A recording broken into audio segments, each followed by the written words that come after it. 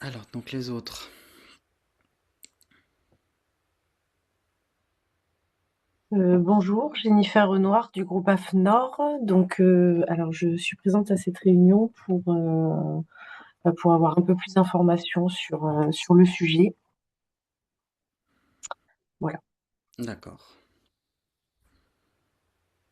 Maou. Bonjour, également présente pour m'informer un peu plus sur le tourisme régénératif. Donc moi je suis Marika Rabionella et je suis au réseau des grands sites de France. Et pareil, je suis pas du tout certaine, c'est même certain que je pourrais pas rester toute la réunion, mais au moins même des propos introductifs seront à prendre pour notre part. Merci. Très bien. Donc, moi, je suis Jérémy Dumont, je suis le fondateur de Nous Sommes Vivants. Nous Sommes Vivants, c'est un réseau de consultants qui porte la régénération dans les entreprises et les territoires. Et on est réunis en association. Ça fait 6 ans que ça existe.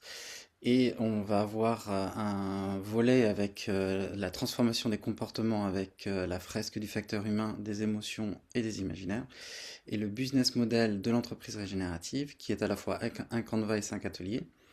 Et là, ça va être comment on va concevoir une offre, par exemple d'hébergement, euh, en collaboration avec toutes les parties prenantes de la chaîne de valeur de l'offre sur le territoire. Et on va vraiment essayer d'avoir une collaboration radicale pour un impact environnemental, sociétal et économique. Et on avance de façon sectorielle. On est assez avancé sur le secteur de l'agriculture et tous ses dérivés que vont être textiles, agroalimentaire, cosmétiques. Le tourisme est une piste sur laquelle je cherche comment dire, une entreprise ou un organisme qui serait bêta-testeur pour on, on adapte la méthode à ce secteur sur un case study. Et ensuite, on a avancé sur le numérique, justement pour voir comment la démarche régénérative peut aussi fonctionner lorsqu'on est, on va dire, hors sol.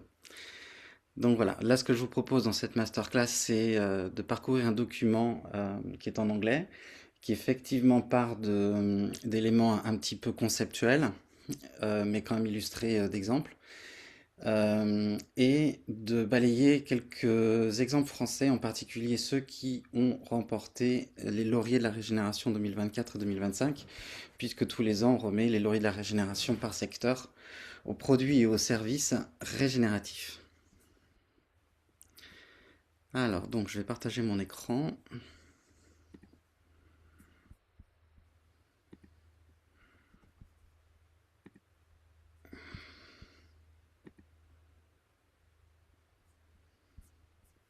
Vous avez dans l'email le support.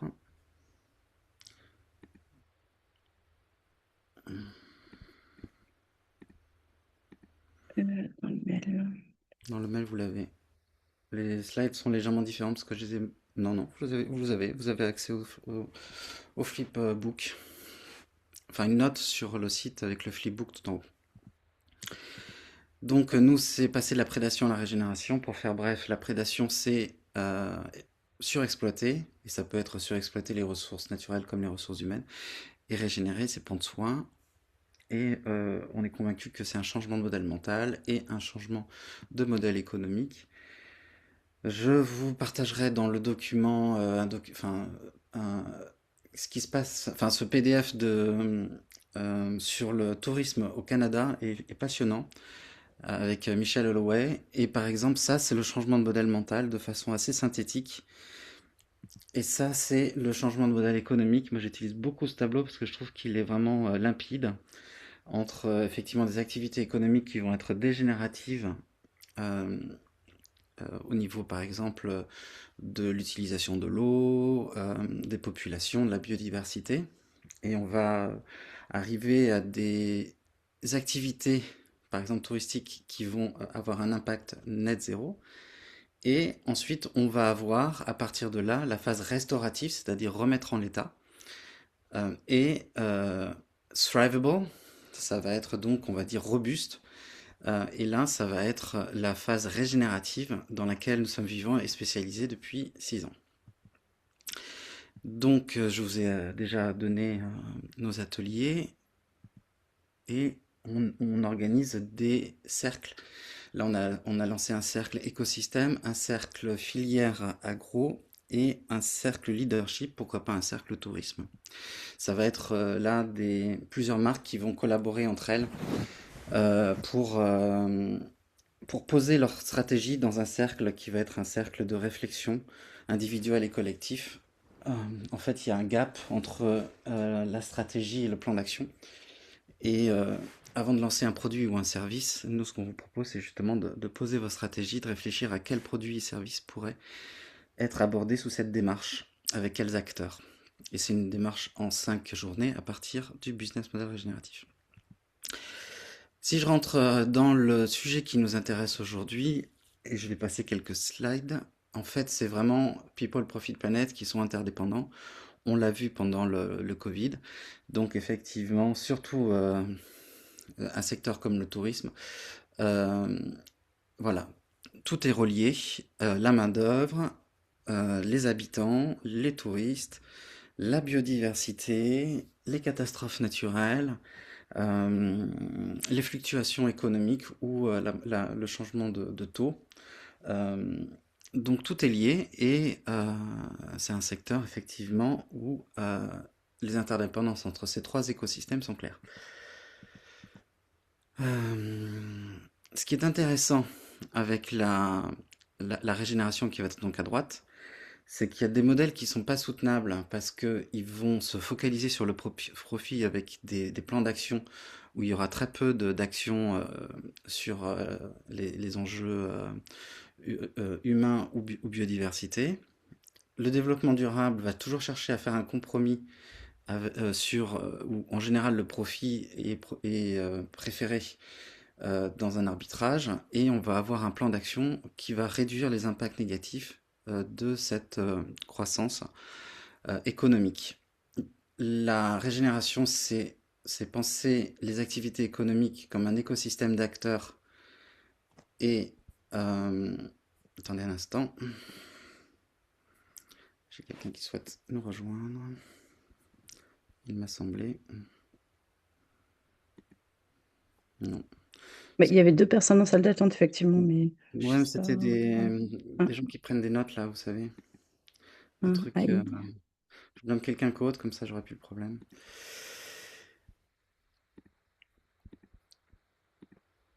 Alors, ça c'est autre chose. Ça c'est quoi? Ta, ta, ta. 2 secondes. Voilà, j'ai chromé là.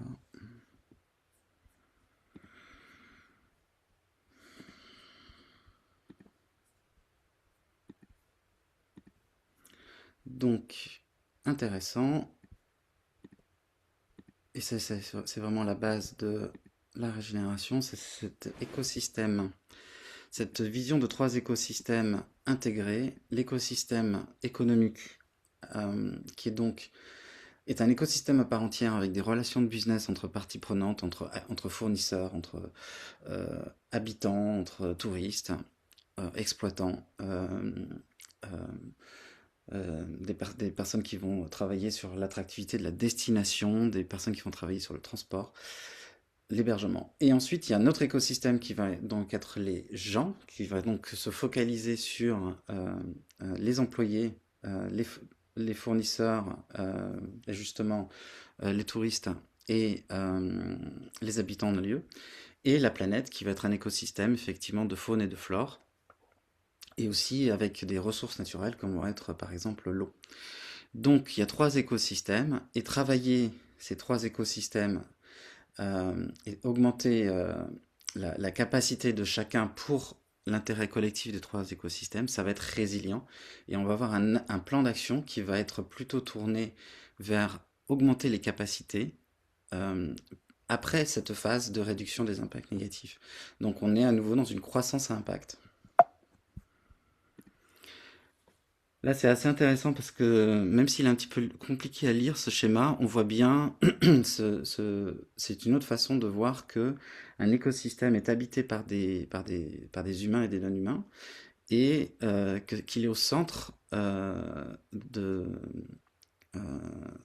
de quelque chose qui va tourner autour des activités, de la communauté, des activités et de l'environnement dans une pensée globale. Certaines personnes l'appellent aussi euh, One Health, en tout cas le bien-être des habitants des écosystèmes. Alors la régénération au niveau international, moi je m'intéresse beaucoup à Regenesis Group, euh, que je suis depuis des années, qui est donc américain.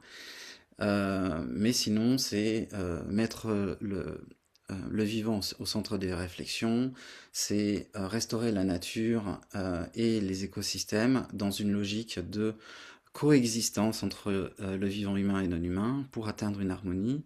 Et la régénération est un succès lorsqu'elle permet de déployer de nouveaux potentiels. Euh, et que les endroits, les écosystèmes, sont des lieux dans lesquels les gens ont envie de vivre, travailler et visiter. Effectivement, nous, on va avoir une définition chez Nous sommes vivants qui est assez proche de ça, qui va dire la régénération, c'est donner aux êtres vivants, ce qui inclut les humains, les ressources nécessaires pour atteindre leur plein potentiel dans leur lieu de vie. Donc il y a une histoire d'écosystème, de ressources, mais on regarde les écosystèmes comme étant des milieux de vie, des humains, du vivant humain et non humain. Et donc on va essayer de faire en sorte que les coalitions à impact régénératif augmentent la qualité de vie dans un territoire, et on va moins s'intéresser aux ressources qui sont essentielles à la vie et plus au bien-être des habitants des écosystèmes. On ne régénère que du vivant. Si je prends un exemple, on peut se dire que sur la forêt, par exemple, on peut effectivement avoir une exploitation commerciale d'une forêt. On peut se dire qu'on va replanter des forêts à côté, une fois qu'on aura fait des coupes rases.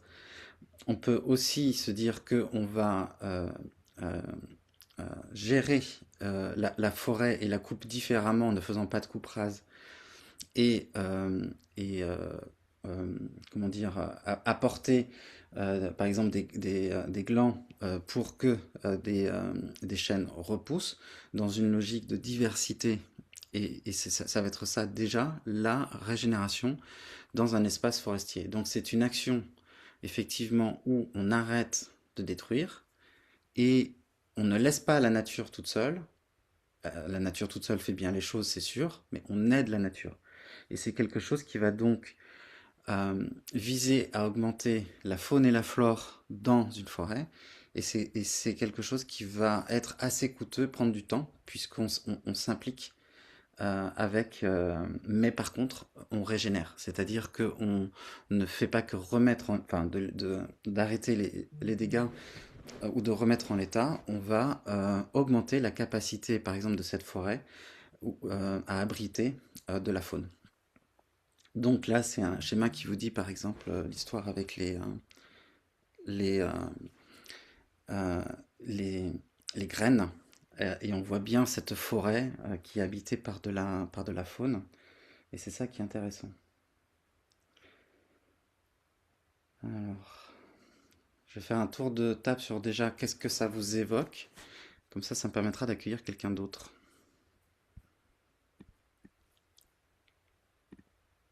Qu'est-ce que ça vous évoque, cette notion de régénérer?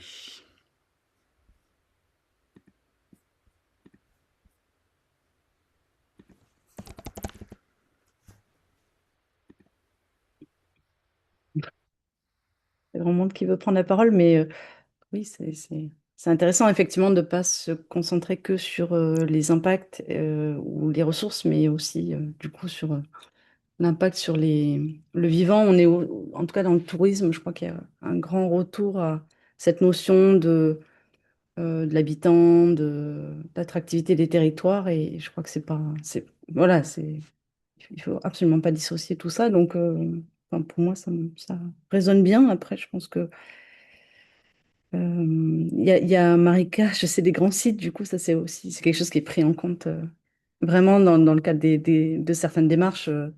de tourisme durable et développement durable au sens large, mais peut-être je la laisse s'exprimer.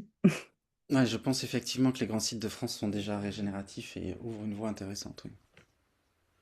Oui, alors du coup, bonjour à tous. Ben, en effet, c'est aussi pour ça que je m'intéressais un petit peu à cette masterclass parce que il y a un modèle dans les grands sites d'approcher et d'aborder le tourisme de façon non plus subie, mais de choisir une certaine forme de tourisme qui inclut l'accueil des visiteurs, qui n'est pas une démarche de mise sous cloche et qui est vraiment des démarches concertées et stratégiques pour intégrer le tourisme dans l'écosystème à la fois paysager, environnemental et économique, avec une vie qui subsiste dans ces espaces.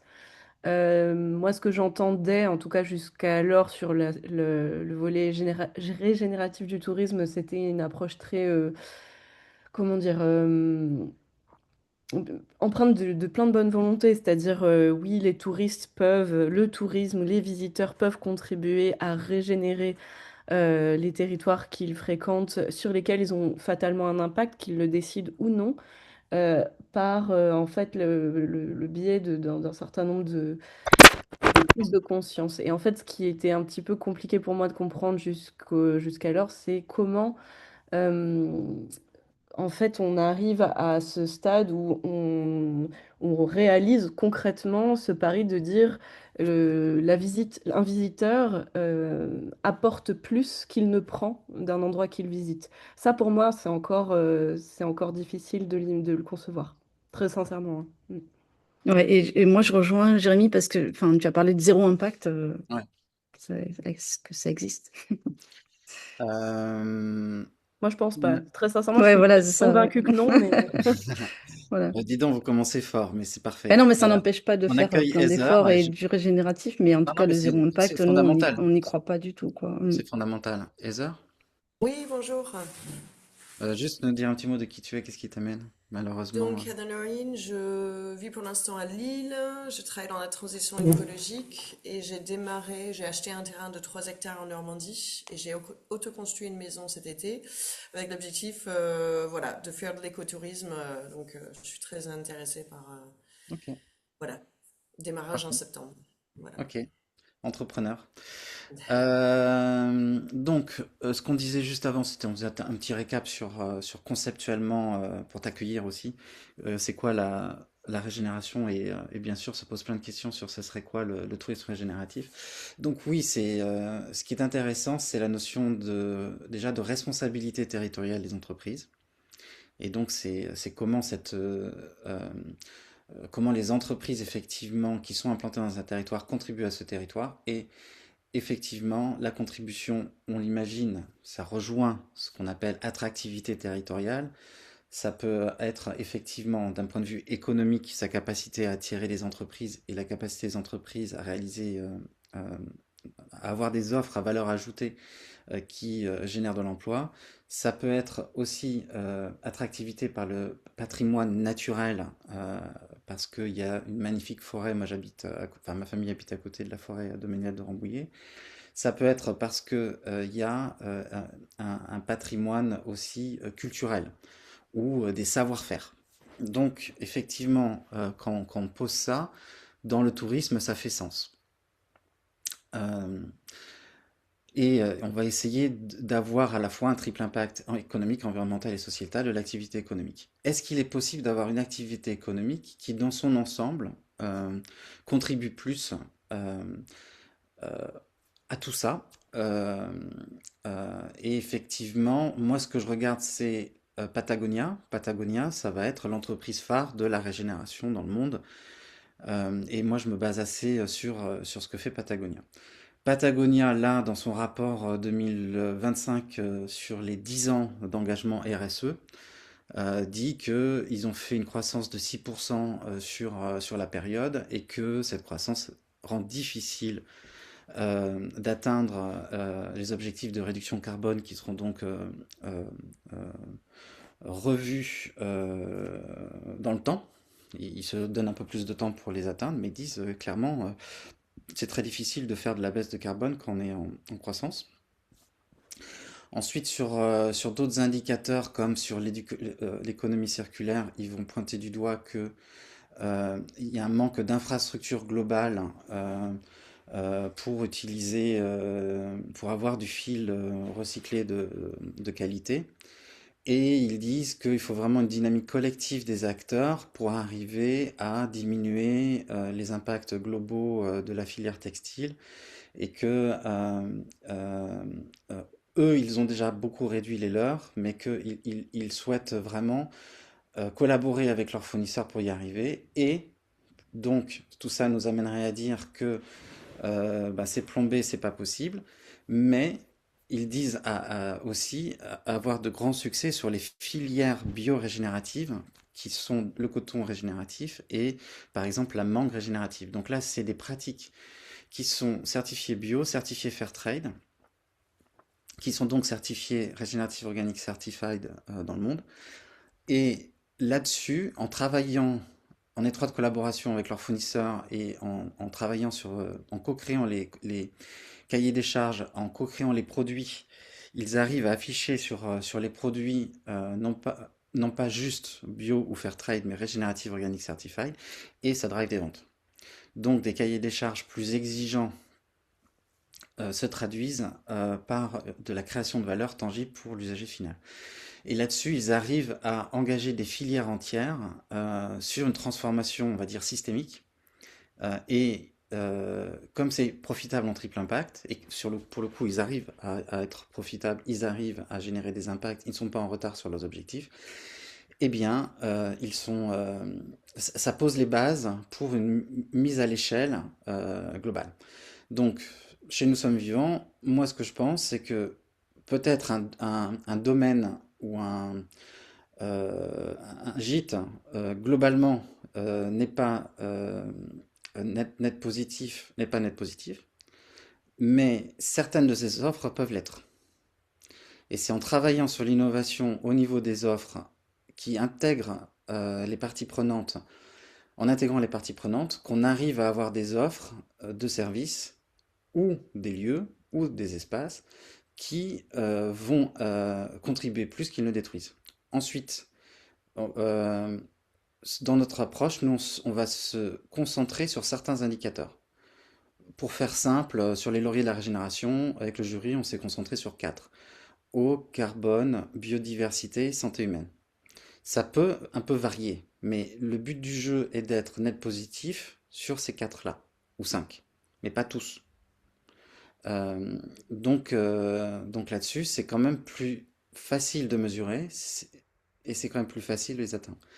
Et ça engage les consommateurs Pardon, dans une Jérémy, démarche tu positive. peux juste Oui. reciter Les indicateurs. les indicateurs, Eau, merci. eau, Au carbone, carbone, biodiversité, santé humaine. ouais. Et on va dire qu'on ne peut pas. Alors, d'une part, il y a les ressources nécessaires à la vie. Donc, les ressources nécessaires à la vie, ça peut être l'eau, ça peut être le carbone, ça peut être d'autres choses. Donc, elles sont très importantes et l'économie circulaire les adresse. Mais elle les adresse dans une logique de réduction des impacts, possiblement jusqu'à un net zéro. Mais pas restaurer, pas régénérer. D'accord? Euh, Si on intègre le vivant humain non humain, on a biodiversité et santé humaine, ou bien-être humain, ou culture, oui, voilà. Et ça, ces indicateurs-là ne sont pas inclus dans l'économie circulaire, quoique en ce moment, quoique on puisse faire une analyse de cycle de vie euh, euh, qui intègre la biodiversité, qui intègre les impacts environnementaux, sociétaux. Et voilà, donc là, on sera régénératif si on a une contribution à la fois sur le vivant humain et le vivant non humain. On peut pas d'un côté, on peut pas être juste bon pour la société humaine et pas bon pour la nature. Et quand on parle de modèle économique, l'économie sociale et solidaire a montré depuis des années un modèle économique justement dans cette perspective-là. Et leur enjeu aujourd'hui, c'est d'intégrer la biodiversité, la nature. Et on voit qu'il y a déjà une piste sur des entreprises qui finalement arrivent à être plus contributives à travers leurs services. Par exemple, services de soins. Dans la santé, il y a énormément d'entreprises qui vont être de l'économie sociale et solidaire. Je reviens sur le document. Mais on a commencé fort. C'est génial. Alors, j'aimerais arriver à des exemples parce que c'est vrai que Donc on était sur cette notion d'exemple là sur la forêt et dire qu'effectivement c'est une action, c'est pas juste arrêter de couper les arbres, c'est pas juste en planter à côté, c'est revoir l'agroforesterie et ce n'est pas laisser la nature toute seule, c'est accompagner la nature. Et que donc c'est quelque chose qui va être pensé sur la faune et la flore de la forêt et qui va prendre du temps et qui va, puisqu'on s'implique, générer des coûts. Donc on voit cette faune et cette flore avec par exemple cette notion par exemple de gland de chêne qu'on va avoir, ou en Afrique ça va être quand il y a 3 pousses d'un arbre qui poussent, en couper un pour que la pousse de l'arbre soit plus forte et que ça aille plus vite.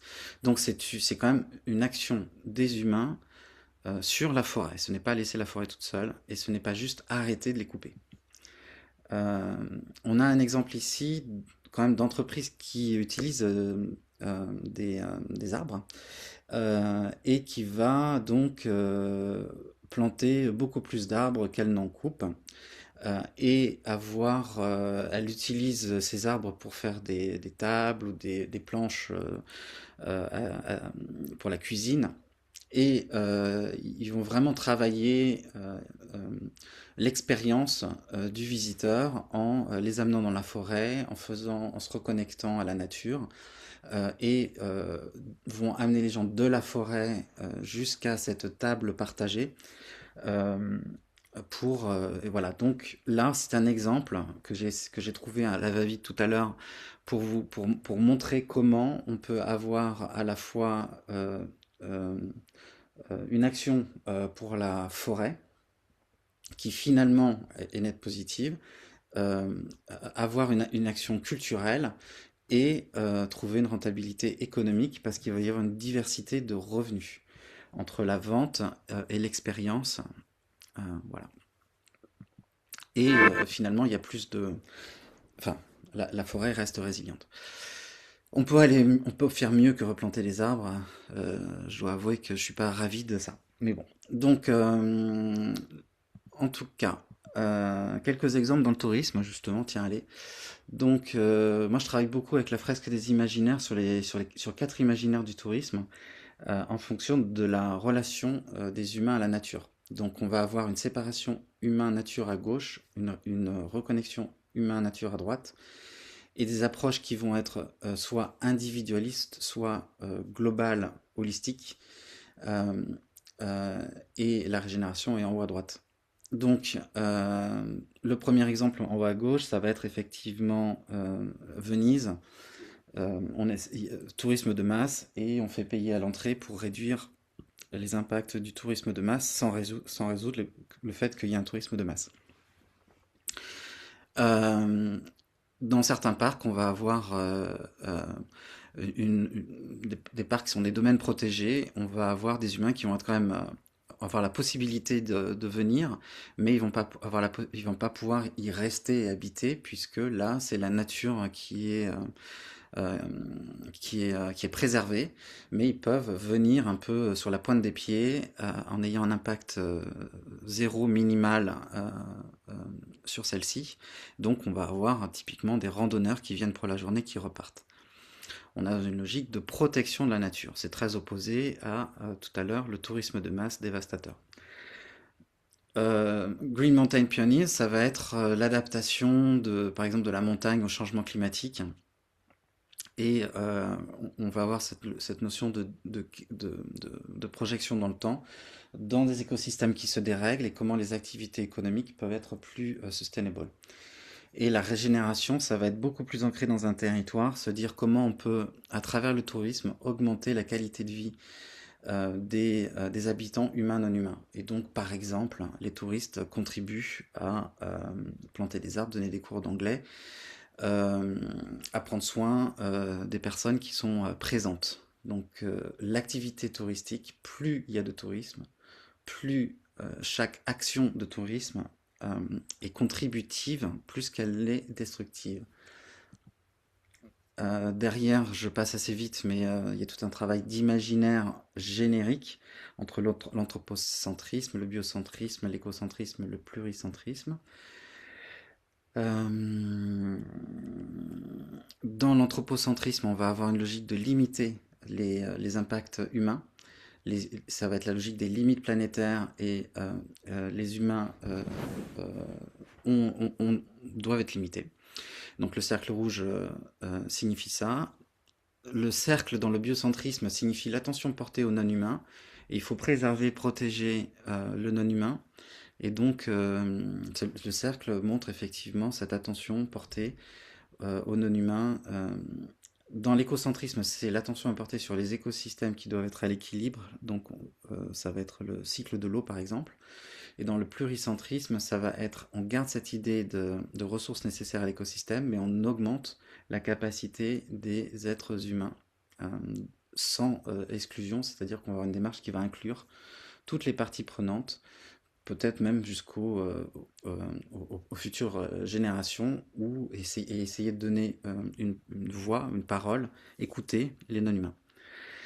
Ça va être la logique de la création de valeurs mutuellement bénéfiques où on va chercher, parce que tout en bas, on fait intervenir des parties prenantes qui n'étaient pas autour de la table avant, à créer de la valeur mutuellement bénéfique sur un territoire. D'une part, ça va être à gauche dans le schéma qui signifie la vie, les ressources, donc économie circulaire pour les préserver, et à droite, cette logique de augmenter les capacités des êtres vivants, et on va avoir une triple bascule, people, profit, planète. Alors, le tourisme régénératif. J'aimerais bien arriver à des exemples, et certains d'entre vous vont partir, mais par exemple, ici, oui, c'est la différence souvent entre durable et régénératif qui n'est pas facile à intégrer. J'essaie de vous démontrer que c'était cette intégration des trois écosystèmes et ce tissage de liens en créant de la valeur mutuellement bénéfique qui faisait la différence entre ça et le développement durable. De façon un peu schématique aussi, peut-être, dans le développement durable, l'entreprise réduit ses impacts chez elle. Dans le régénératif, l'entreprise, dans une collaboration avec toutes ses parties prenantes, augmente les capitaux économiques, environnementaux et sociétaux. Voilà, c'est différent. Regenerative aims to contribute to these capitals. Et donc, on va chercher à co-décider, co-créer, co-agir entre parties prenantes et on va essayer d'intégrer la faune et la flore dans cette réflexion-là en trouvant des personnes qui parlent ou des organismes qui parlent pour elles. Donc attention, on est reparti en croissance puisque les activités ont vraiment diminué leurs impacts négatifs, peut-être à net zéro ou en tout cas à un seuil maximal. On repart en croissance où chaque entrée dans un parc génère plus d'impact positif que négatif. Alors, assez intéressant Playa Viva, c'est vrai qu'on cherche, mais cet exemple est assez parfait je vais essayer de le détailler. Donc c'est effectivement quand même, ça c'est sûr, hein, c'est effectivement assez cossu, on va dire, ce resort. Mais la démarche est intéressante je vous montrerai des exemples français qui sont un peu différents.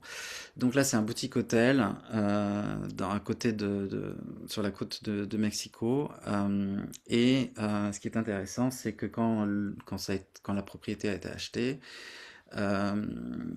la population environnante avait beaucoup diminué, 641 personnes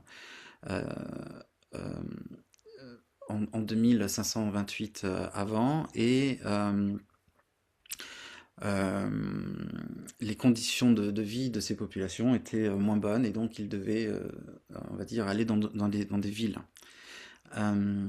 Ils ont réfléchi à ce projet avec la population locale pour se demander quel était leurs attentes et comment ils voyaient le potentiel du lieu, qu'est-ce qui pouvait être préservé, qu'est-ce qui pouvait être exploité, qu'est-ce qu'il y avait comme opportunité à prendre en main ensemble. Et donc le projet a été co-créé avec eux dans une logique de singularité de l'endroit et potentiel de l'endroit et collaboration. Et pour chercher un changement positif, bien sûr, la personne qui a acheté le resort ou créé ce resort voulait un résultat économique, mais il voulait le faire dans un bénéfice pour les populations et un bénéfice pour les écosystèmes naturels. Euh, il est allé chercher les traditions et il a créé une expérience du visiteur où les touristes sont immergés dans leur réalité, discutent avec eux, échangent, leur donnent, on va dire, de l'attention et ce qu'ils peuvent dans une relation, on va dire, constructive, qui n'est pas que, on va dire, quelqu'un qui nous rend service. Et avec pas mal de valeurs qui sont affichées dès le départ. Et on va avoir bien sûr des activités de reconnexion à soi-même, aux autres et à la nature. C'est un endroit assez spirituel. Donc voilà, cet exemple est assez intéressant et si vous voulez, il est assez documenté par des gens qui expliquent pourquoi il est régénératif avec une approche assez scientifique, c'est intéressant. Donc bien sûr, ça fait un peu, on se pose pas mal de questions, on se dit qu'effectivement il y a du soin, il y a du partage, il y a des choses à désapprendre, il faut se reconnecter, collaborer, qu'il faut beaucoup d'empathie envers les non-humains, d'observation de l'endroit, se poser les bonnes questions, donc tout ça a l'air assez compliqué. Je vous propose de passer à des exemples français que j'ai mis là, dans les lauriers. J'ai bien mis là. Bon, j'allais là, ça ira plus vite. Donc les lauriers, c'est un peu plus facile dans d'autres secteurs que le tourisme. Le tourisme, je me dis que voilà. Mais le net zéro dans d'autres secteurs, c'est entre restaurer et régénérer, que je l'ai mis moi. Parce que restaurer, ça peut être... voilà. Et dans l'alimentation, l'agriculture biologique peut nous permettre d'atteindre un net zéro sur la santé et les écosystèmes. Et à partir de l'agriculture biologique, toutes les pratiques en plus vont nous permettre d'augmenter carbone, eau, biodiversité, qualité de vie. Dans l'électronique, un appareil reconditionné, donc par exemple un iPhone de seconde main, on peut dire que les impacts environnementaux ont été divisés par 2. Et que donc on peut plus faire attention au côté contributif de l'entreprise et sur un bâtiment, si le bâtiment est rénové, c'est un peu la même logique. Sur le tourisme, j'étais parti sur peut-être aussi des destinations courtes, ça limite beaucoup les impacts négatifs, ou une interconnexion forte entre par exemple, j'ai travaillé avec des étudiants à Montpellier, ils avaient fait du tourisme relié au café, avec un tourisme culturel et économique. J'ai trouvé ça assez intéressant. Donc vraiment une interconnexion nature-culture. Un exemple. Donc, là, nous, on récompense donc les produits et les services, pas les entreprises. Assez intéressant, par exemple, ça peut-être déjà l'architecture. Donc éthique, donc c'est une foncière qui fait des tiers-lieux. Ils disent avoir une approche régénérative des espaces de travail au service du bien-être au travail et ils intègrent les enjeux de territoire et de la planète. Ils ont des bâtiments éco-conçus, éco-gérés, dédiés à des organisations régénératives. Donc on va avoir vraiment voilà. Ici, on va avoir un château qui est en énergie renouvelable, avec un jardin en permaculture. Le château abrite une communauté avec, par exemple, un restaurant de transition alimentaire, un jardin potager. Ils ont vraiment utilisé, c'est une rénovation, ils ont vraiment utilisé des matériaux de façon impeccable. Euh, je me souviens plus. Ils sont ESUS. Et c'est à Nanterre. Euh, à l'âge, là, ça peut se rapprocher. Là, ça va être à la fois cultiver des fleurs et faire de l'insertion sociétale. Et ils ont quand même un tiers. Ils font partie de l'ESS, mais ils ont un tiers de leurs revenus qui viennent d'activités économiques. Ils vont être en multi-valorisation, c'est ça qui est assez intéressant. Ils ont pas mal de... Dans la régénération, on trouve souvent des processus comme ça de multiples sources de revenus sur un même territoire pour les mêmes, pour les mêmes personnes, voire en étendant les bénéficiaires. Euh, on va avoir créateur de forêt qui va réfléchir à la forêt en même temps que la ville. C'est assez intéressant. Bon, puis la transition numérique.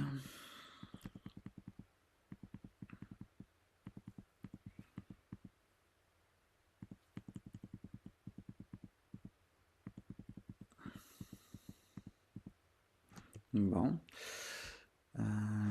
Il faut que j'aille sur le document. J'aurais juste une petite question Oui. par rapport à ce que vous évoquez là. Comment est-ce que vous arrivez à définir des indicateurs de cet impact pour identifier que ce soit positif ou en Mm. tout cas zéro négatif? Ça veut dire qu'il y a une observation des impacts et donc des indicateurs. Est-ce que vous avez un peu Ouais, je un peux éclairage? effectivement porter de ça tout de suite. Donc, c'était sur la slide de tout à l'heure, mais je ne l'ai pas dit. Donc, nous, on va être. Donc, déjà, effectivement, diversité des indicateurs, c'est clé.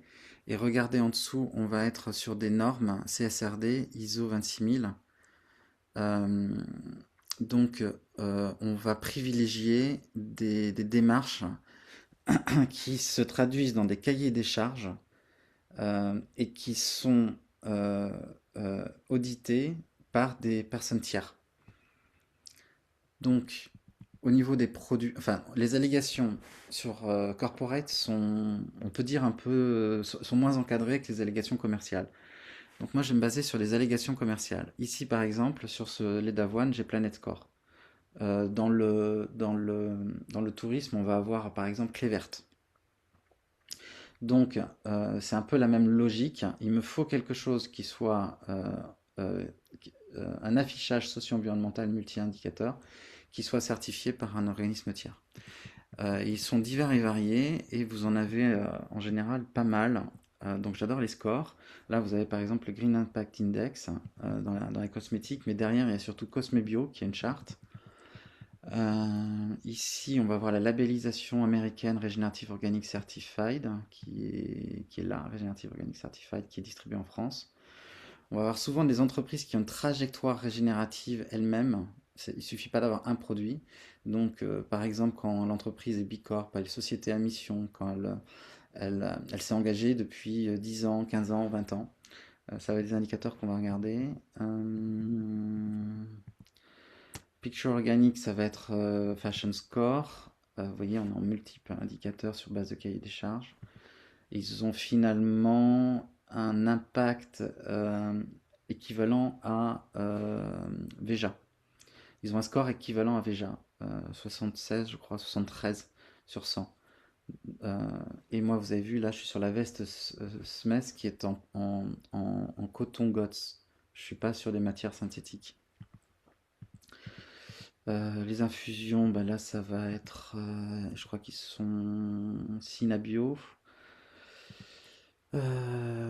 Fairtrade, mais c'est fabuleux comme ils sont Fairtrade. C'est vraiment, quand on les écoute parler, c'est vraiment. On va avoir 75% de leurs produits labellisés World Free Trade Organization. Euh, et ils essayent de relocaliser autant que possible certaines filières. Voilà, label bio, World Trade, certification Synabio. Voilà. J'espère que ça répond à la question. Dans le tourisme, il y a pas il y a plusieurs labels et certifications qui sont intéressantes, mais c'est difficile d'en trouver une qui soit euh, euh, qui fonctionnent pour le régénératif. Il faudrait en avoir encore plusieurs. J'ai pas encore identifié quelles seraient les trois quatre certifications qu'il faudrait avoir. C'est un des sujets que... Bah, ça dépend, oui, si on se place à l'échelle d'une entreprise ou d'une destination. Ouais, Mais il y en a quand même certains qui sortent du lot. En tout cas, ce qui est intéressant, c'est que du coup, il y a quand lesquels? même cette base de labels là. Lesquels, toi, tu trouverais Bah, intéressant? sur les entreprises, bah, tu en as cité quelques-uns, mais c'est vrai que après, nous, sur les destinations, par exemple, voilà, il y a des choses comme Passeport Vert où nous, on est beaucoup impliqués dans Green Destinations, où du coup, on va être à la Oui. fois sur des démarches internes, des démarches de destination, impliquer toutes ces parties prenantes. On a des indicateurs, tout est justifié. Tout est sur la base aussi de l'ISO 26000 et après de là on construit en fait des expériences de voyage décarbonées, durables, Mhm. sociales, etc. quoi, avec le moins d'impact possible. Donc je pense que oui, il y a quand même des choses qui Mais nous Green parlent Destination là dans ce qui est proposé. intègre le social?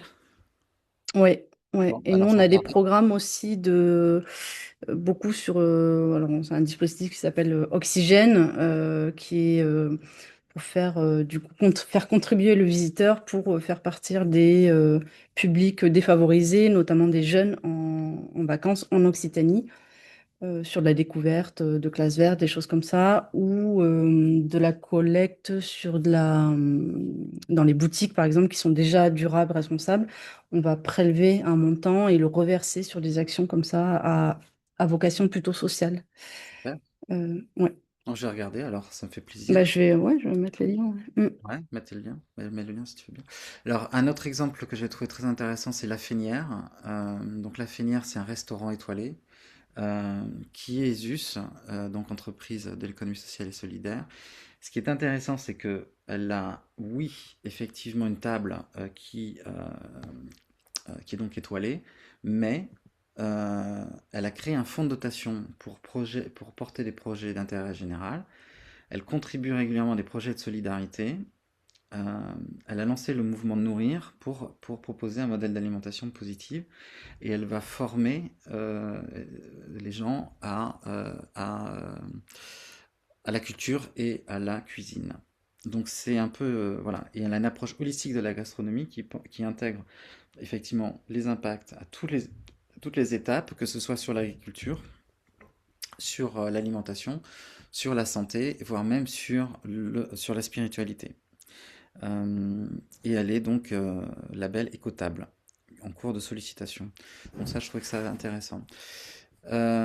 Rapidement, je pense que ce qui serait intéressant, c'est de vous montrer ce qu'il y en est en train de faire, parce que en fait, la difficulté, c'est que derrière les exemples, il y a une autre façon de travailler, en fait.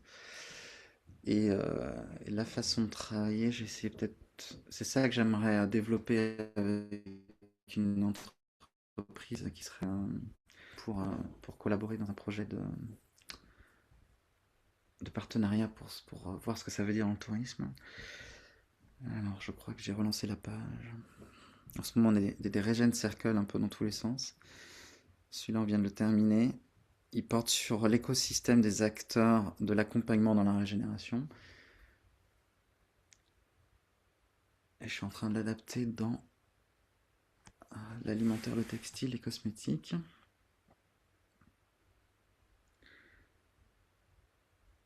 En fait, on a 5 ateliers derrière le business model et je ne vais pas rentrer trop dans le business model parce que là, vous avez des masterclass, etc. Mais en fait, c'est quand même la méthode. J'aimerais juste vous faire toucher du doigt comment finalement on ne travaille pas pareil. Parce que sinon, ça reste vraiment abstrait quand même, cette histoire. Alors, donc, ça s'est rechargé. Donc, très rapidement. Donc, nous, on a effectivement un business model qui est en Canva. Ok, vous voyez mon écran. Vous voyez qu'on a un engagement régénératif et surtout une chaîne de valeur régénérative avec toutes les étapes. Et derrière chaque étape, il va y avoir des acteurs qu'il va falloir faire collaborer. Donc, et nous, on se place au niveau d'un produit ou d'un service, comme je vous disais, d'une offre, pas de l'entreprise en général. Et on va avoir des parties prenantes impliquées dans cette chaîne de valeur actuellement en temps 1, et on va réfléchir à des parties prenantes à 5 ou 10 ans qui pourraient nous aider à transformer notre offre et la rendre vraiment régénérative Et on va ensuite essayer de voir quelle est la proposition de valeur de cette offre, co-créer tous ensemble. Et on va avoir une gestion des projets dans le temps pour se donner le temps que cette offre parfaite sorte sur le marché. Et comment on va gérer notre transition pour abandonner l'offre actuelle en ayant une offre de transition entre mon offre actuelle et mon offre idéale. Donc c'est comme ça qu'on arrive à financer ou à cofinancer des projets dans le long terme justement en cofinancement et en étape progressive vers un idéal. Là, ça va être voilà, toutes les 5 ateliers qui vont derrière ce Canva et qui vont permettre de le remplir. Mais donc attention, nous quand on parle de chaîne de valeur, vous voyez derrière chaque étape, il va y avoir des fils parce que les acteurs sont interdépendants, on les fait collaborer ensemble. Et l'atelier 1 va être une sorte de grand Canva comme celui-ci où vous avez toutes les étapes de la chaîne de valeur en haut. Et on va regarder qu'est-ce qui relève de l'impact environnemental, de l'impact sociétal, de l'impact économique. Et donc on va réfléchir en triple impact. Et on va voir, et on va essayer de définir pour chaque étape quels sont les indicateurs clés et est-ce qu'on est en négatif, est-ce qu'on est en positif. Et on va avoir une réflexion où toute action et passe au filtre de l'environnemental, du sociétal et de l'économique pour pas que un choix économique soit accepté malgré un ricochet sur le sociétal ou l'environnemental et inversement. Donc ça c'est vraiment la trame de réflexion et imaginez qu'il y a tous les acteurs de l'offre qui sont autour de la table parce qu'ils sont tous représentés dans une case là. Et on va mettre les gens en mouvement avec ce camp de vent-là qui va être par rapport à un problème, qui parmi nous est le mieux placé pour résoudre ce problème et qui est une partie prenante qui pourrait soutenir cet acteur à résoudre ce problème et on va chercher des liens mutuellement bénéfiques entre acteurs directs et acteurs indirects, ce qui est toujours difficile par exemple dans l'agriculture. C'est que si la pollution de la nappe phréatique, effectivement, l'agriculteur est un acteur direct, changer ses pratiques lui coûte beaucoup d'argent et il a besoin d'être soutenu dans cet effort qui bénéficie quand même à d'autres personnes. Et donc, quelles sont on va chercher à chaque fois les relations mutuellement bénéfiques et quelque chose que je n'ai pas fait, que je peux vous montrer rapidement. On a des sessions découvertes qui sont pas encore... service textile, coton, textile. Ça devrait être bon textile, je suis pas sûr. Ah tiens, j'aime BMC Tourisme justement, j'ai vraiment envie d'avancer.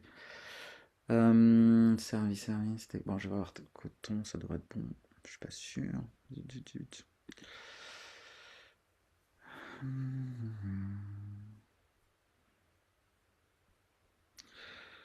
Restaurant numérique, construction, tourisme imaginaire, il est où alimentation, voilà.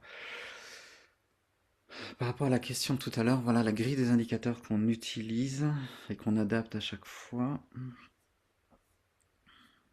C'est vrai que les gens des fois comprennent mieux cette histoire-là avec cette grille.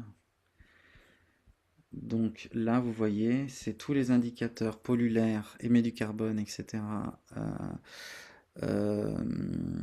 Gaspille l'énergie solaire, détruit les milieux de vie, détruit la faune et la flore. Donc ça va être tous les indicateurs en négatif et on va avoir un effort de diminution sur ces indicateurs. On a une barre qui est à net zéro ou une limitation maximale des impacts. Une fois qu'on a passé cette barre net zéro ou réduction au max, on va se poser la question différemment. On va voir si on avait jusqu'à présent des pratiques de réduction, comme l'économie circulaire, maintenant on va se poser quelles sont les pratiques, les actions concrètes qui vont être contributives. Et ce qu'on cherche à faire, ce n'est plus de ne plus polluer l'air pur, mais de purifier l'air. Donc on va basculer de certaines pratiques qu'il va peut-être falloir quand même continuer, vers d'autres qui, à partir à un moment donné, vont pouvoir... on va pouvoir mettre le poids, les efforts là-dessus. Et ce qui est intéressant, c'est que certaines pratiques naturellement, par exemple purifient où il y a un effort qui est fait depuis 20 ans, 40 ans pour arriver à ça, et on va pouvoir valoriser les impacts contributifs d'une démarche qui a été enclenchée depuis 20 ans, 30 ans, parce que il y a une réduction suffisante des impacts négatifs qui nous permet de commencer à pouvoir mettre en avant les aspects vertueux. Souvent, voilà, nos clients vont être des personnes qui cherchent qui sont engagées depuis longtemps et qui cherchent à valoriser leur contribution à un territoire, quoi. Voilà, j'espère que ça vous a éclairé. Je vais prendre des questions.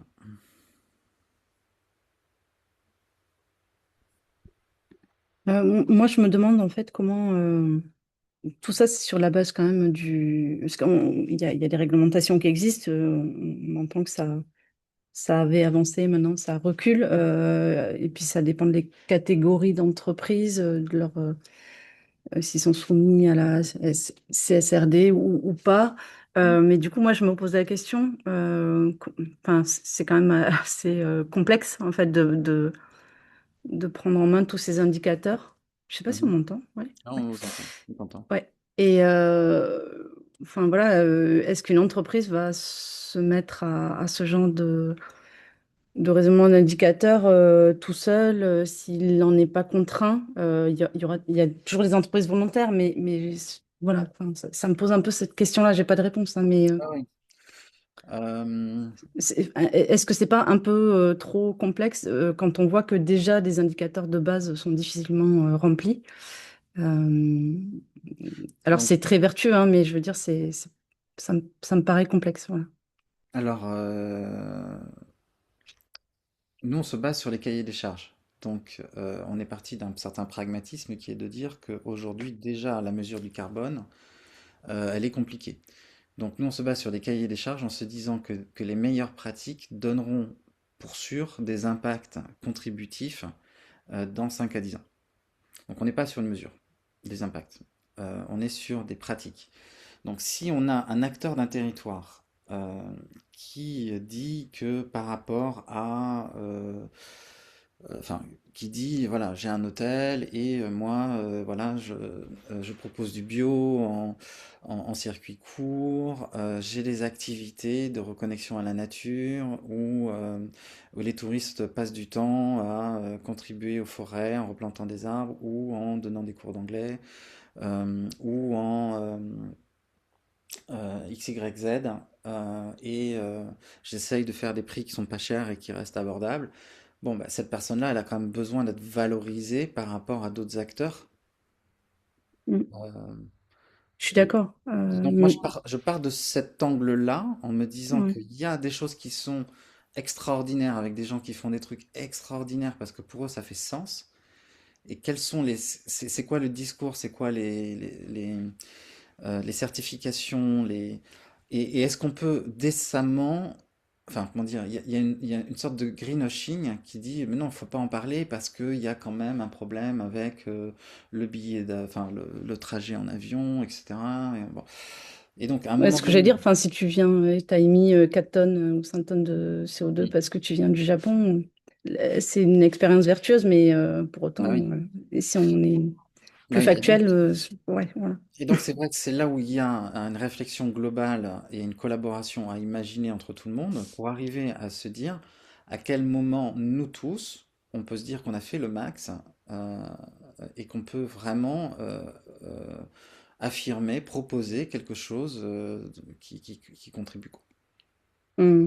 Et je trouve que cette Oui, et transition-là, c'est par la collaboration qu'on peut y arriver. Nous, par et exemple, on c'est va pas la moins collaboration qu'on a. promouvoir, aller chercher des marchés lointains qui sont très émetteurs et et l'entreprise locale, elle va faire tous ses efforts Mm. à son échelle. Donc, c'est par la collaboration, du coup, ce que tu C'est me dis.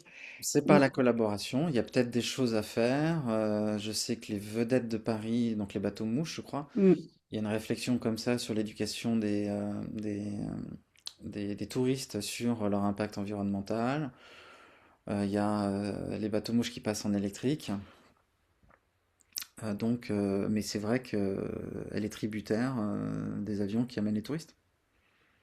Mais donc, Après, c'est est-ce qu'on fait compliqué pour quoi? nous à notre échelle d'identifier en fait des entreprises qui peuvent être très vertueuses, qui font des choses comme ça, mais qui n'ont. En fait, nous, en gros, si on veut classifier sur un site internet mettre en avant des offres comme ça doit remonter les territoires et c'est là où la collaboration est intéressante. Puisque, en gros, nous, c'est simple, soit il a un label clé verte, machin, truc, écotable, je ne sais quoi, et on le prend et on le met en avant, soit il n'en a pas et il peut passer à la trappe, or il fait des choses intéressantes. Donc, c'est Mm. là où, effectivement, du coup, la collaboration me semble intéressante, d'identifier des acteurs et les mettre après en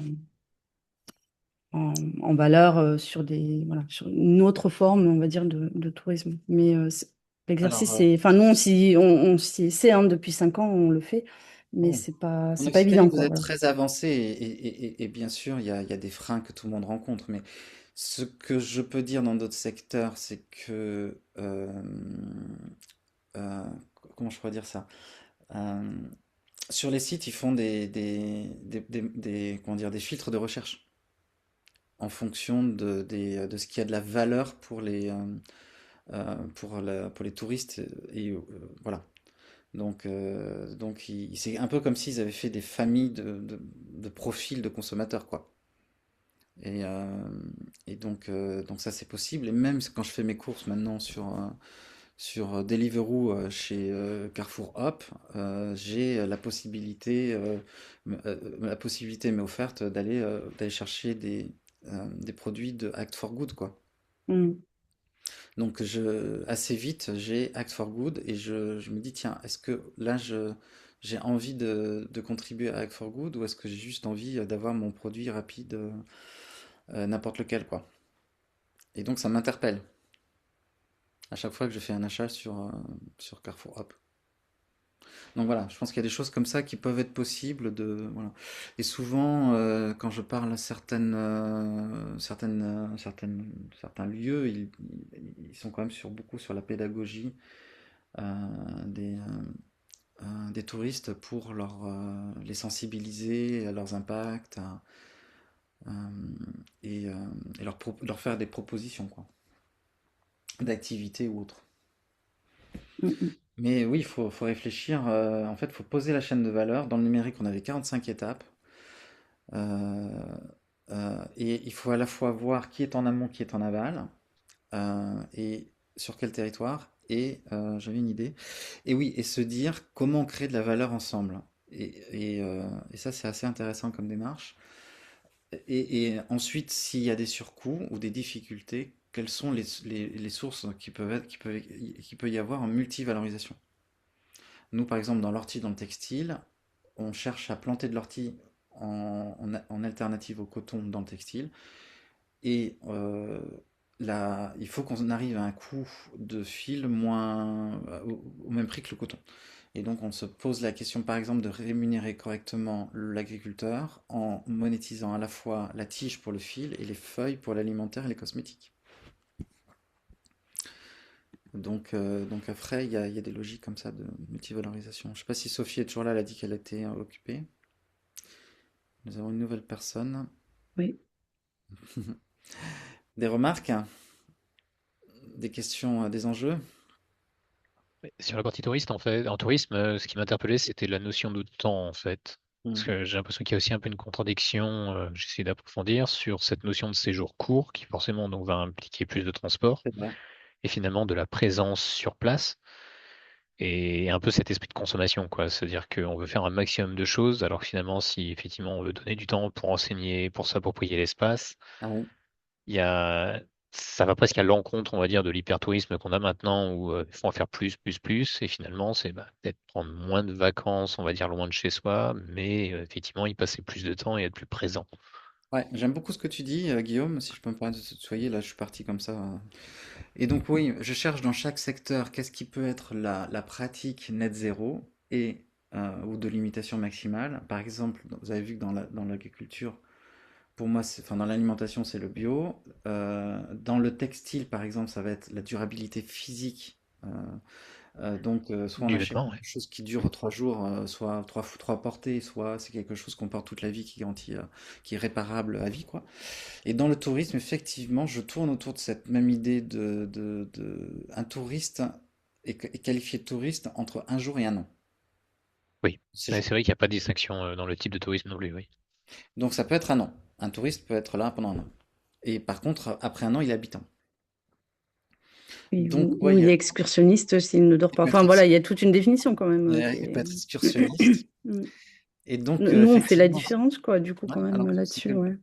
alors c'est quoi alors? Bah, on sait à peu près mesurer, en fait, entre les excursionnistes, les touristes, etc. Enfin, ça, c'est très mesuré aujourd'hui. Mais après, oui, sur la durée de séjour, c'est moins évident, je suis d'accord. S'ils sont pas dans des hébergements marchands, c'est moins évident. En plus. Mm. Mais il y a certainement quelque chose effectivement comme ça, hein, quand on prend, moi l'été je prends un mois et demi, 2 mois de vacances en vélo avec ma tante et c'est vrai que ça change tout. J'ai vraiment enfin c'est un luxe, hein, et il y a longtemps, je me souviens que la première fois que j'avais fait ça, j'avais tout compilé mes vacances d'un an pour partir au Brésil, et je m'étais vraiment, voilà, j'ai tout concentré là-dessus et ça a changé totalement mon rapport au voyage ce jour-là, hein. J'avais 30 ans, c'était il y a 25 ans. Bref, donc oui, je pense qu'il y a quelque chose par rapport au surtourisme, par rapport à cette avidité de multiples voyages. Effectivement, enfin, proposer une expérience dans le temps, c'est peut-être quelque chose d'intéressant. Euh, et c'est vrai que le nombre de jours peut peut-être être un élément de réduction des impacts. Oui, alors enfin, nous on a fini, enfin l'étude de l'ADEME qui nous a choisi, on était 3 régions de France, sur les externalités des mobilités touristiques avec des scénarios à horizon 2030. Et effectivement, du coup, qu'est-ce qui se passe si on va chercher des marchés lointains, des marchés moins lointains, si on joue sur la durée de séjour, effectivement, comme tu dis, et si en plus, voilà, on a des mobilités décarbonées ou pas. Et en fait, c'était la première fois, c'est assez récent, hein, ces études, c'est 2020, globalement, 2021. Mm. Et c'est la première fois en fait qu'on arrivait à mesurer et d'avoir aussi des scénarios un peu, voilà, un peu scientifiques, j'allais dire. Et en fait, nous, ça nous a complètement éclairé nos choix. On a complètement repensé notre stratégie en se disant, bah, OK, en fait, si on veut vraiment agir, il n'y a pas 56 moyens.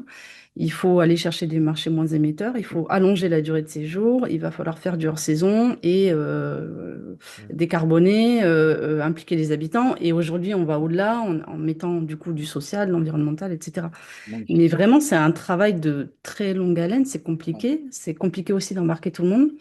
Enfin, nous, on est convaincus, mais en tout cas, moi qui travaille tous les jours sur ces sujets-là, je, j'ai aussi très peur du retour en arrière là, qu'on est en train de vivre partout, et notamment du grand retour en arrière sur justement ces obligations environnementales des entreprises. Donc voilà, je, je me dis, il va falloir qu'on continue notre action et voilà, mais moi, je te rejoins complètement sur le fait que ça ne peut se faire qu'en collaborant, parce que il n'y a que comme ça que ça marche, en fait. Voilà, tout seul à notre échelle, on ne pourra pas faire grand-chose, on pourra agir un petit peu, Bah, c'est une mais dynamique c'est hyper collective. intéressant, mais C'est une c'est un dynamique vaste collective. sujet, franchement, on s'arrache les cheveux tous les jours, hein. Ah ouais, non, mais ça, et merci de partager ça avec nous. Mais donc, ce que je trouve intéressant, c'est une démarche. Bon, il y a la démarche de réduction et les règles et les réglementations.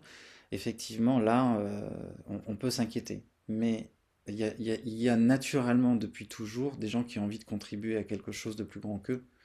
Et la Mm. démarche de régénération n'est pas qu'une démarche de réduction, même si la réduction est importante.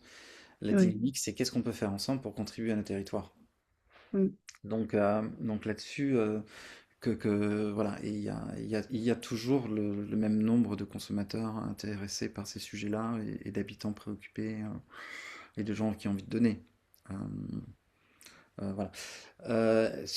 Alors après, la difficulté ou l'opportunité qu'on a, c'est d'arriver à montrer des exemples, que des personnes prennent la parole sur comment ils y arrivent.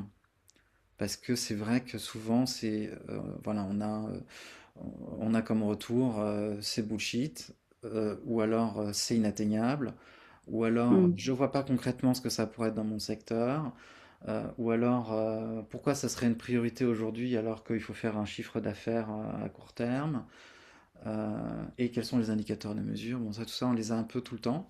Et plus on a de prises de parole comme les vôtres, plus ça nous aidera en fait. Mm. Avec humilité, hein, en disant, bah voilà, c'est dur, voilà ce qu'on a fait, mais voilà moi ce que je comprends et ce que je vous conseille, quoi. Par exemple, en Site de France, moi ce que j'ai cru comprendre, c'est que vous avez pensé Je par crois que exemple, Marika est partie, mais ah oui, elle est partie, ouais. Bon, mm. tant pis. Mais ils ont pensé ce qui est intéressant, c'est qu'ils ont intégré le patrimoine naturel et sociétal, hein, et la dimension Mm. économique dans leur travail. Ouais, oui, complètement. Et eux, ça fait Euh, 25 ans ou 30 ans, je sais pas. Ça fait longtemps, quoi. ouais. Donc c'est chouette. Mm. Et il y a vraiment comment dire, ils parlent entre eux, c'est-à-dire, il n'y a pas un délégué.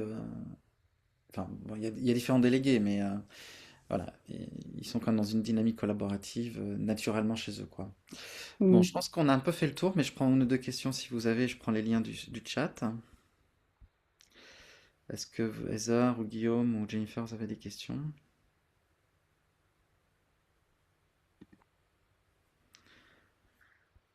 Et n'hésitez pas à m'envoyer des exemples, me faire des retours. Et puis, donc, on cherche voilà, quelqu'un qui aurait la possibilité de faire un terrain d'expérimentation sur notre méthode. Oui, Heather? Non, non, non, Comme ça, un petit au c'est revoir, un petit intéressant, coucou, un ça petit au va. revoir. Je démarre tout simplement, donc c'était pour avoir Mhm. quelques billes dans les réflexions avant d'avancer plus, mais T'as le c'est réseau intéressant. Oasis, tu sais, tu as le réseau Oasis qui est un réseau ressources pour les tiers-lieux, D'accord. des projets collaboratifs